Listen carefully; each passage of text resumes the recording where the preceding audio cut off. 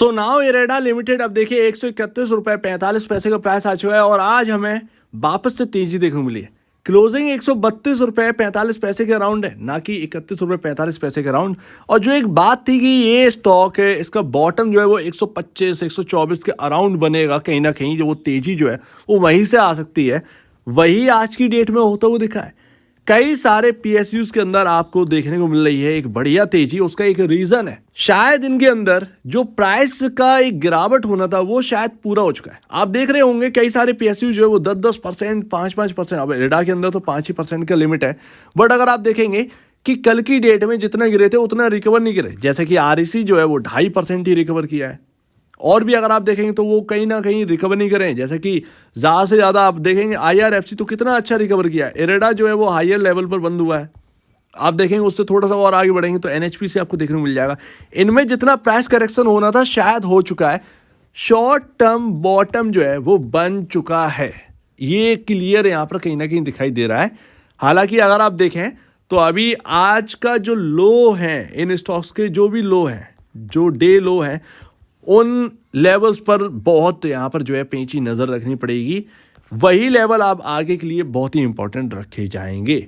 तो देखिए स्टॉक जो है वो 132 रुपये पर आ चुका है और थोड़ी सी निचले लेवल से अब रिकवरी देखने को मिली है। देखिए 5% का सर्किट ना बहुत ही ख़राब चीज़ है।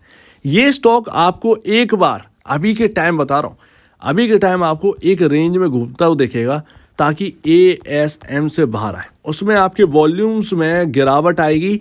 जब तक ये गिरावट वॉल्यूम्स में नहीं आएगी, या आप कह सकते हैं कि जो एएसएम है, एएसएम से निकलने के लिए हमें वॉलेटिलिटी को ख़त्म होते देखना पड़ेगा। सिंपल सी बात है भैया, ये 5% का सर्किट अप और डाउन में ये आपका एएसएम नहीं हट पाएगा। कहीं ना कहीं आपको जो है एक न्यूट्रल यहाँ पर जो है इरेडा को देखना पड़ेगा, तभी जाकर ये काम होगा और ये मार्केट करवाएगा।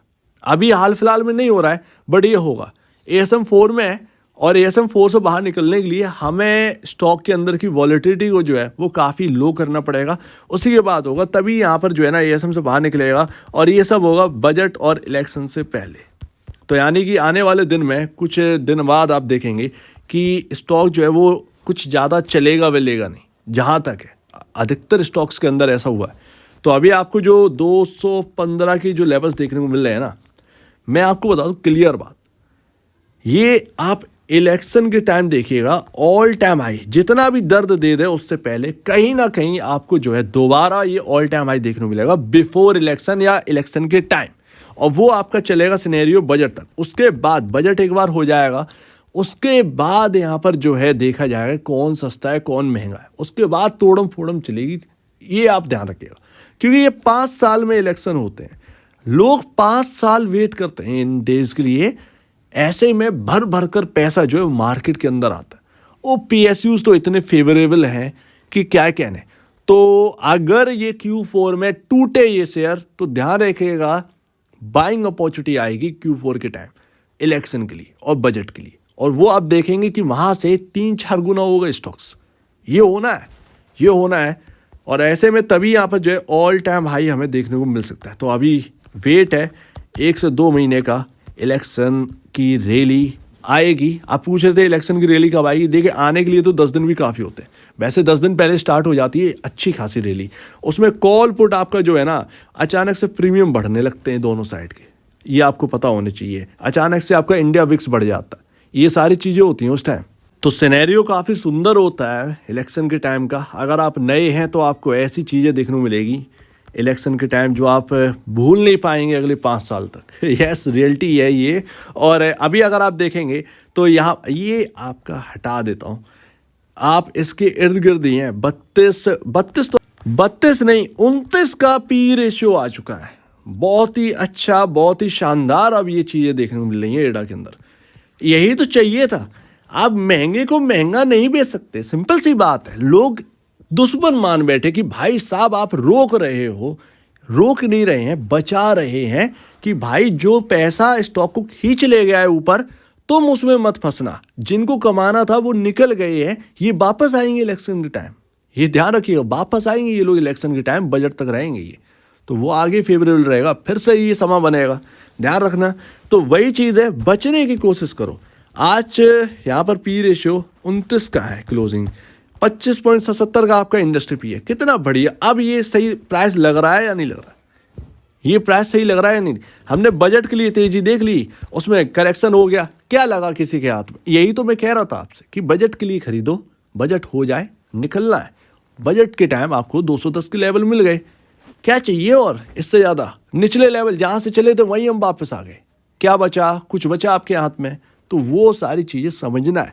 ये ऐसा ही होता है, पैसे कमा के निकलना है। बट फिर भी मैं फंडामेंटल बेसिस पर मैं ये तभी कहूँगा कि भैया अगर आप इस प्राइसिंग पर स्टॉक अभी भी खरीद रहे हैं, अपने अफोर्डेबल है रिस्क या नहीं है आपका रिस्क, तभी आप खरीदेगा। यानी कि आप इस रिस्क को अफोर्ड कर सकते, क्योंकि प्राइस टू बुक वैल्यू दुनिया कुछ भी कहती रहे, महंगा स्टॉक है। इरेडा एक महंगा स्टॉक है, ध्यान रखिएगा, ये क्लियर है। चाहे आप हाँ कहें या ना कहें, चाहे आप बुरा माने या अच्छा माने, but price to book value matter करती है मार्केट के अंदर। और ये Q4 बता देगा। अगर Q4 में जरा सी भी गड़बड़ी हुई ना, ये PSUs देखिएगा कैसे ये टूटते हैं वो स्टॉक्स जो यहाँ पर Q4 के नंबर। लेकिन टेंशन मत लीजिएगा, कहीं ना कहीं Q4 जो है ना वो ज़्यादा बेहतर ही निकलेंगे। Q3 के ऑलरेडी मैं आपसे कह ही रहा था एडा के अंदर कि अच्छा आएगा, लेकिन Q4 ज़्यादातर PSUs के अच्छे बीतते हैं। और मैं फिर भी कहूँगा कि इतना पैसा मत डालना है एडा के अंदर। एडा एक कोई लौता नहीं है, मार्केट में 7,000 स्टॉक्स हैं, उनमें से अच्छे खासे स्टॉक्स जो है ना वो 1,000, 1,500, 2,000 तो हैं ही, ढूंढ के निकाल लेंगे। बट महंगा को महंगा नहीं बेच सकते, ये बात समझना। म्यूचुअल फंड का डेटा भी कुछ यही कह रहा है। कौन बढ़ाते हुए मिला है? निपॉन ने 50% बुक कर लिया अपना। यही चीज़ तो मैं आपको समझा रहा हूँ। भले ही बॉटम बन गया हो एडा के अंदर, फिर भी ध्यान रखिएगा कि उतना पैसा मत डाल दीजिएगा कि अगर वाकई में कोई और गिरावट आई बाई चांस तो आप संभल ना पाए। वो नहीं, पैसा हाथ में रहना चाहिए। कैश हाथ में रखिएगा, कैश हाथ में रखिएगा, कैश पर बैठिएगा। मार्केट की भाषा है कैश पर बैठिएगा। क्योंकि आपने देखा नहीं, मैं इलेक्शन 2 बार दिख चुका हूँ, तो इसीलिए मैं आपसे कह रहा हूँ कि ये जो इलेक्शन के वक्त जो होता है ना वो भगवान ही मालिक रहता है। मतलब ओपनिंग के टाइम जो होता है उस दिन मार्केट के अंदर वो कोई कुछ नहीं कह सकता उसके बारे में। इसीलिए मैं आपसे कह रहा हूँ कि इलेक्शन में तो ये हायर साइड मिल जाएंगे आपको, बट उससे पहले क्या होना है ये थोड़ा सा देखना वो। लेकिन फिर भी एंड लास्ट मुझे नेगेटिव मत लीजिएगा इस चीज़ में। मैं आपको बड़ा समझाने की कोशिश किया हूँ, हायर साइड और लोअर साइड सिंपल सी बात है, इससे बढ़िया और क्या समझाऊँ। तो वो चीज़ है 132 के लेवल आ गए, ठीक है। जो आज का लो है ना, इस लो को नोट कर लेना। 121 के अराउंड का लो है, इस लो को नोट कर लीजिएगा। जब तक ये लो टिका हुआ है मार्केट के अंदर 121 एडा 121 रुपये, जब तक ये टिका हुआ है कोई प्रॉब्लम नहीं है। अगर ये लो ब्रीच होगा तब इसके अंदर प्रॉब्लम आएगी। उस वक्त आप कह सकते हैं कि अरे यार ये प्रॉब्लम अब क्रिएट कर रहा है वाकई में, उस वक्त आप देखिएगा। अदरवाइज गिरावट बहुत हो गई है।